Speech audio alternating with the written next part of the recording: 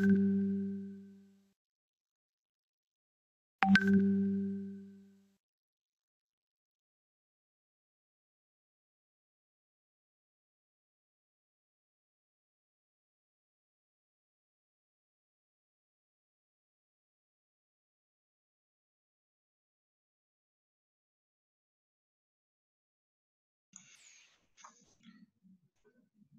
adik-adik, kita lanjutkan ke sesi yang kedua, yaitu sesi praktek.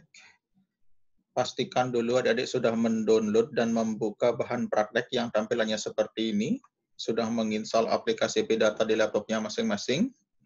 Jika kedua hal tersebut sudah siap, baru kita siap untuk praktek. Baik, pada tampilan bahan praktek ini sudah saya siapkan sesuai dengan aturan-aturan, syarat-syarat sebuah template di Epidata ya. Sudah ada variabelnya, sudah ada jenis datanya, sudah ada pertanyaan singkatnya, sudah ada pilihan jawabannya, jadi sudah siap digunakan.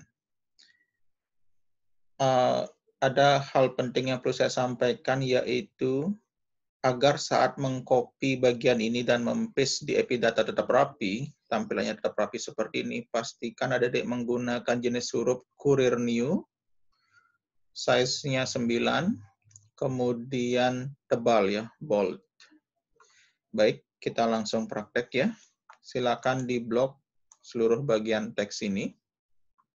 Kemudian pilih menu copy. Selanjutnya kita buka aplikasi Epidata. Baik, kita klik tahapan pertama yaitu di Find Data. Silakan klik di Find Data, kemudian pilih New Cache File. Baik, layar akan menjadi putih. Pada layar putih ini bisa langsung kita klik kanan, kemudian pilih Paste. Jadi hasilnya tetap rapi seperti ini. Kalau langsung mengetik di lembar ini juga bisa ya, langsung aja diketik, sesuaikan dengan tampilan dan aturan dari pembuatan template. Baik, tahapan pertama sudah selesai, kita akan masuk ke tahapan kedua. Ya, tahapan kedua adalah make data file. Silakan diklik, kemudian klik kembali make data file di bawahnya. Save change to Untitled 1, pilih yes. Baik, dia langsung menuju ke dokumen ya. Di dokumen ini kita akan membuat folder dulu. Ini create new folder. Ketika nama foldernya, kemudian di open foldernya sampai terbuka seperti ini ya. Kemudian baru file name-nya kita rubah menjadi kuesioner. Kemudian baru kita klik tombol save. Oke, tampilan ini kita pilih OK. Tampilan ini juga OK. Kemudian ini juga OK. Baik, tahapan make data file itu yang kedua ini sudah selesai ya.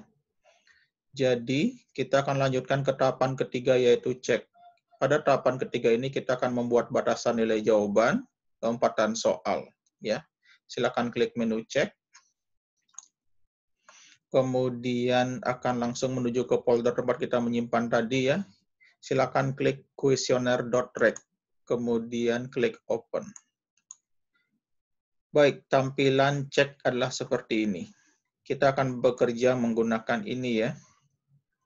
Sambil memperhatikan pertanyaannya, kita juga harus memperhatikan tampilan ini. Baik, pertanyaan pertama, P001 menanyakan nama. Saya pengen di pertanyaan nomor 1 ini harus dijawab. Berarti ini kita pilih P001. Kemudian di bagian mas enter, ini kita ganti no menjadi yes. Ya, itu aturan untuk P001. Lanjut, P002. Saya pengen P002 ini harus dijawab. Kemudian pilihan jawabannya tidak boleh menginput selain angka 1 dan 2.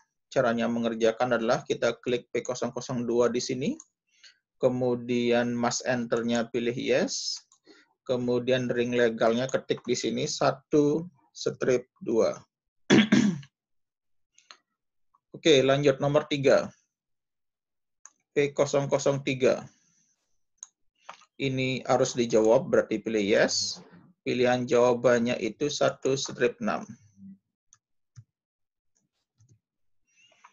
Lanjut, P004. Ini juga harus dijawab. Mas enter yes. Kemudian pilihan jawabannya itu 1-2. P005. Juga harus dijawab ya, Mas enter yes. Kemudian pilihan jawabannya adalah 1-5. Lanjut, P006. Ini juga harus dijawab, Mas enter yes. Batasannya adalah 1-3. Kemudian P007. Oke, ini yang berbeda ya, karena akan ada melompat. Ini juga harus dijawab, Mas enter yes.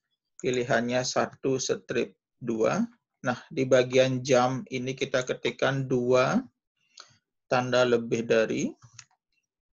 Masukkan di sana P009.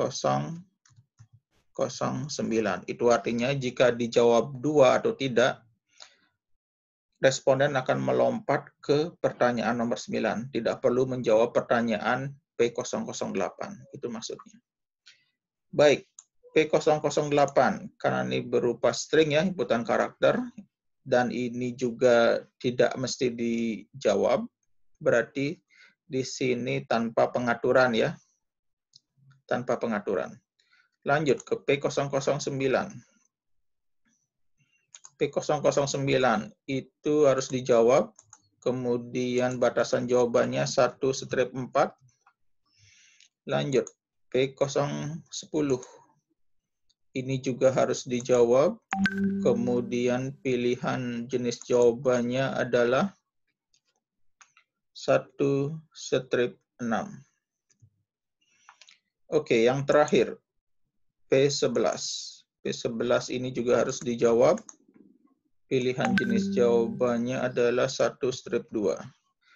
Terakhir baru kita simpan dengan mengklik tombol save di sini. Save. Baik, pengaturan untuk di bagian ketiga yaitu cek hanya seperti itu. Kita mengatur apakah harus dijawab atau tidak, kemudian kita mengatur batasan jenis jawaban, kemudian jika ada soal melompat, kita harus mengatur di bagian jam dengan memberi mau melompat kemana soal tersebut. Baik, untuk sesi kedua ini saya cukupkan dulu. Kita akan lanjutkan sesi praktikum di sesi 3. Sekian dan terima kasih.